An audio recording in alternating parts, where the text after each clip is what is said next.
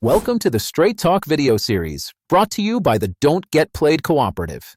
We cut through the glossy brochures and marketing spin to talk about what really happens when billion-dollar developers roll into rural communities with promises that don't match the paperwork.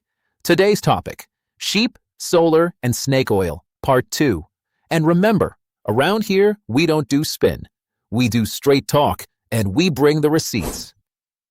If you've been to one of those developer open houses, you already know the routine. They show slides with sunbeams, maybe bring a lamb or two for pictures the kids, and they seemingly promise the world. They will say something along the line of, "It's temporary." Right. 40 years is temporary, the same way a 30-year mortgage is a quick favor. Then there is typically a ridiculous quip like, "It's still agriculture because we'll put sheep under the panels." By that logic, a Walmart with a tomato plant in the parking lot is a family farm. Then drop a golden nugget, hoping to capitalize on greed. It'll rain tax money like manna from heaven. Until it doesn't. Most opposition groups rally around the harms you can see and feel right away. The glare, the noise, the hit to property values, and the sheer sight of thousands of panels outside your window. Those are real. But they're not the whole story. What we tried to share in our original article, Sheep, Solar, and Snake Oil, Why Agrivoltaics is a Fancy Word for a Flimsy Argument, and now, in this follow-up, are the long-term traps baked into the fine print. Tax bases that vanish, decommissioning funds that come up short, and so-called temporary farms that can quietly morph into permanent utilities. These aren't conditions you notice on day one. They're the conditions your kids and grandkids inherit. And yes, some of these scenarios might sound outlandish at first, but ask yourself, 10, 15, or 20 years ago, would you have imagined solar developments swallowing 2,000, 5,000, even 10,000 acres of farmland, and then being rebranded as agriculture just because a few sheep were penned in under the panels? What once sounded far-fetched is now delivered as a straight-faced sales pitch. Meanwhile, in the real world, the exact same projects are being presented to regulators as utility-scale infrastructure. And in Indiana, some of these outfits even asked to be treated as public utilities before the local dust settled. That's not rumor. That's right there in Indiana Utility Regulatory Commission filings. Case number 45255. Filings that concern solar neighbors with attorney Terry Hall pushed back against in 2019. On the surface, Lone Oak Solar Energy asked the commission to decline jurisdiction over most day-to-day regulation like rates, financing, and operations, while still blessing them with utility status. And why? Because that label reassures Wall Street and unlocks tax incentives. Calling yourself a utility on paper reassures investors you're a safe bet, even while telling locals you're just a temporary farm with sheep. It's not about agriculture. It's about financing, credibility, and positioning for future privileges. And the locals saw through it. Concerned solar neighbors told county officials in May 2019 what the glossy brochures wouldn't. Those big round tax numbers are fragile, and the supposed economic benefits are often a shell game that displaces real farm multipliers with out-of-state profits. Warning. At the same time, legal commentary on eminent domain and utilities warned about deal structures like sale-leasebacks, related party flips, and transfers to public entities. All ways that assessed values and tax receipts could be whittled down. In short, developers were selling manna from heaven in public, while the legal and financial paperwork quietly mapped out all the ways that manna could vanish. Now hold that thought, because those very risks come back around when we talk about what happens if a project is sold to a governmental entity and the county's tax base disappears. By year 10 to 15, inverters and tracker motors start breaking down. By year 20 and beyond, panel replacement and site rehab costs pile up. That's when the temporary farm suddenly looks like an expensive teardown or a very large price tag to reconstruct. And whoever owns it at that point will be tempted to delay, flip, or walk away, unless counties have ironclad financial assurance. And let's be clear, reconstruction or repowering is not a cheap patch job. It means buying new panels, replacing thousands of inverters, installing new tracker motors, and in many cases, upgrading or rebuilding the substation itself. In other words, it's basically constructing the project all over again, only this time without the benefit of the original tax credits or early federal subsidies that made the numbers work in the first place. And notice how these projects are tucked inside shell LLCs with names like Happy Sunshine Solar. That's not branding. That's liability insulation. When the day comes to decommission or repower, that shell can vanish into bankruptcy court faster than you can say corporate veil, leaving the county chasing a ghost. Back in 2019, concerned solar neighbors warned their county about bond-sized neck of salvage. It's the oldest trick in the book. If scrap prices fall or landfill and labor costs rise, that bond is underfunded on day one. The IURC required a security, but it didn't prohibit salvage offsets. It simply pointed back to county rules. And if ordinances allowed developers to net out salvage, then counties just baked a funding hole into their future. Developers fight so hard for salvage credits because they know the real teardown cost is hundreds of thousands of dollars per megawatt, 20 to 30% of construction. And they'd rather gamble on scrap prices than admit that up front. Now, let's look at the receipts. NREL did the math in 2021.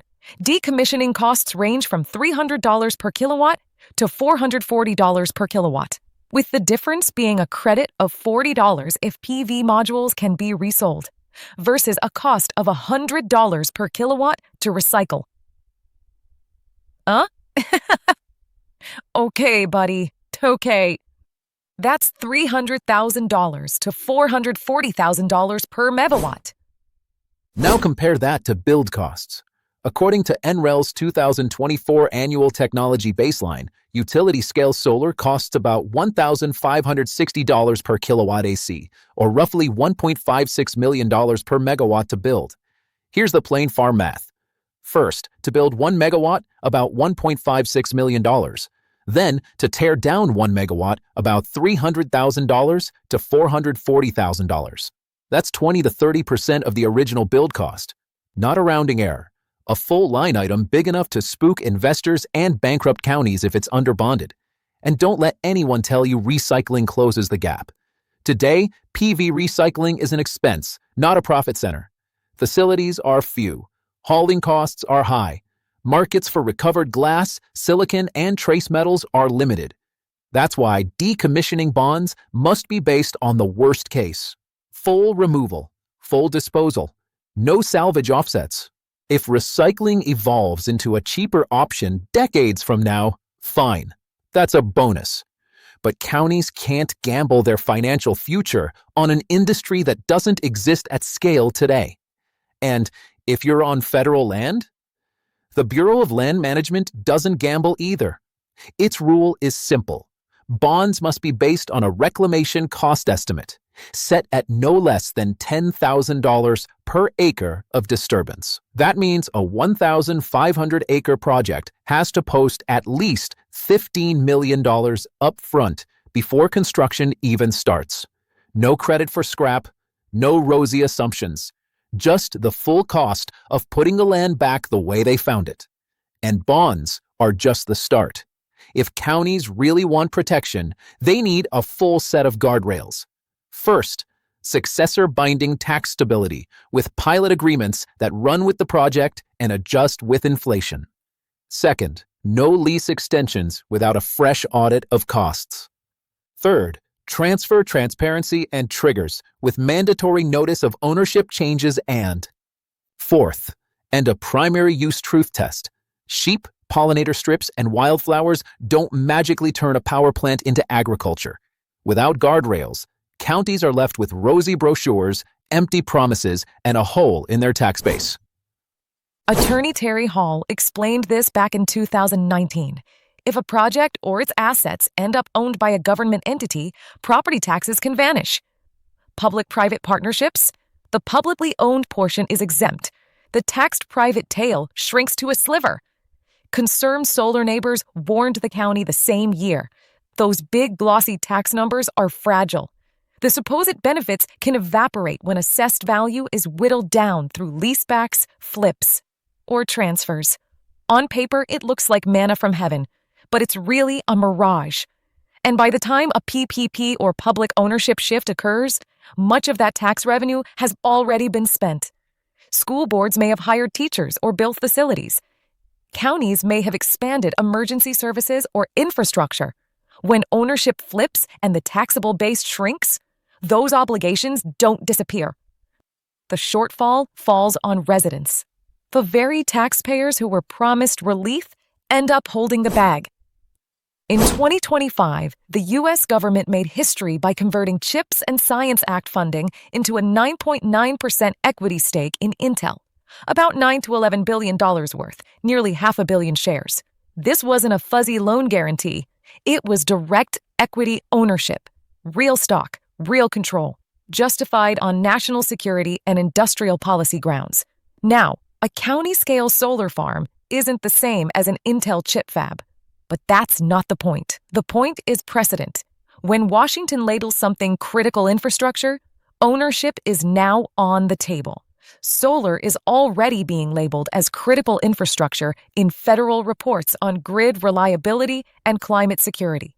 And it's not just Washington. In 2025, Michigan launched a public-private partnership requiring DTE and Consumers Energy to spend $3.5 billion every year on Michigan-made energy equipment, including solar. That deal doesn't make Lansing the owner of the plants, but it shows how tightly government and utilities can become intertwined when the rhetoric is critical infrastructure and public purpose. So the idea of public ownership isn't far-fetched. It's already happening through subsidies, contracts, even equity stakes. And once part of a project is public, the tax base follows the public use rule. Exemptions, carve-outs, disappearing revenues. The lease protects me later. That's a myth. If a project is owned or partly owned by a public utility, eminent domain can hold the land after the lease. Landowners get just compensation, but don't expect a jackpot. It's based on the current encumbered condition, not the unspoiled farm ground family started with. And if decommissioning isn't funded, that unfunded liability hangs over the land like a storm cloud at harvest. And no county ordinance can cancel state eminent domain authority. Attorneys admitted that plainly, and it isn't always Washington pulling the strings. Eminent domain is used by counties, townships, and state agencies. A county that takes title through tax forfeiture or a state that declares public purpose can wield the same authority. Once your farm is labeled public use, your heirs inherit crumbs, not the legacy you built. Developers want to be three things at once: farmers, utilities, and temporary guests. They can't be all three. If you're running 1,800 acres of panels into a substation, you're not Old MacDonald. You're a utility with utility-style risks, tax exemptions, eminent domain, and state-level muscle. So, the next time someone says, "Better solar than a hog barn," don't worry, it's temporary, we've got sheep. Just smile and tell them. A, 40 years isn't temporary. B, sheep don't turn a substation into a pasture. C, and if money talks, we're here to make sure counties don't walk. And remember this, back in 2019, concerned solar neighbors through attorney Terry Hall were already calling out the risks. They warned about fragile tax revenues, ownership flips, and the legal tricks that let temporary farms morph into permanent utilities. They weren't guessing. They were reading the fine print. The traps are all connected. 1. The cost trap. Decommissioning is far more expensive than developers admit. 2. The tax trap. Revenues vanish when ownership flips or assets go public. 3. The PPP precedent.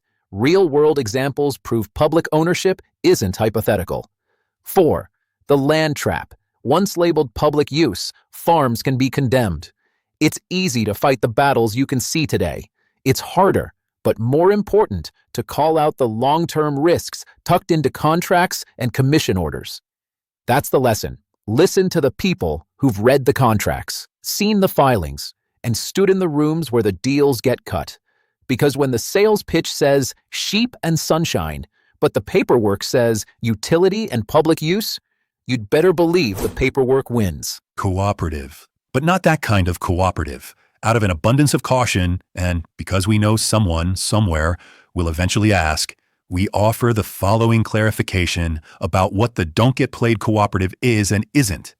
Despite the name, the Don't Get Played Cooperative is not, we repeat, not, a legally incorporated cooperative or business entity under the laws of the United States or any of its fine, bureaucracy-loving states. We use the word cooperative in the classic, lowercase c, let's band together and make some noise sense, not the official, IRS filing, dividend distributing, registered with the state kind. In other words, this is a collaborative network of real people, not a credit union, utility provider, or ag co-op with board meetings and bylaws yet. It's an informal coalition made up of folks who care about public engagement, radical imagination, storytelling, organizing, and, most importantly, not getting played. To be as legally transparent about this organization, we're a grassroots, non-commercial initiative. We are not organized under any state's cooperative statute, although we've read a few for fun. We do not collect investments, issue patronage dividends, or sell you organic oats from a commune in Vermont. The use of cooperative is purely descriptive, metaphorical, and arguably poetic. Should this scrappy experiment evolve into a full-blown, paper-filing, tax-paying, legally recognized entity someday, we'll let the world know. Until then, we're just a group of people working together under a name that sounds good and says what we mean. Any questions, comments, or pedantic legal challenges can be directed to info@dgpcoop.com. We'll read them, maybe even out loud at a meeting.